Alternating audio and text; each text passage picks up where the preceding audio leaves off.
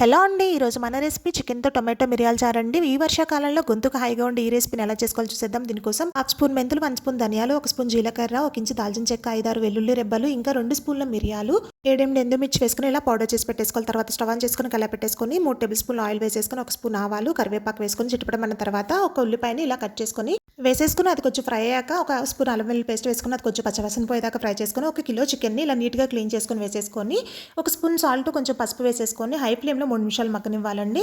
ఒక గిన్నె తీసుకొని 5 మంచిగా పండిన టొమాటోలు, కొంచెం కొత్తిమీర, ఒక చిన్న నిమ్మకాయ సైజు చింతపండు వేసేసుకొని ఇలా చేత్తోనే మెత్తగా క్రష్ చేసుకోవాలండి.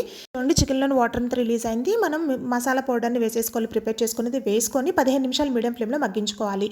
టొమాటోని ఇలా క్రష్ చేసుకున్నాం కదండి, దీనిలో 1/2 లీటర్ వరకు వాటర్ వేసుకొని పక్కన పెట్టేసుకోవాలి. చికెన్ మగ్గిన తర్వాత ఆ టొమాటో ప్యూరీని వేసేసుకొని సరిపడినంత కారం, ఉప్పు వేసుకొని చెక్ చేసుకున్నాక ఒక రెబ్బ కరివేపాకు, ఇంకా కొత్తిమీర వేసేసుకొని 10 నిమిషాలు ఈ చారుని మీడియం ఫ్లేమ్లో మరిగించుకోవాలండి.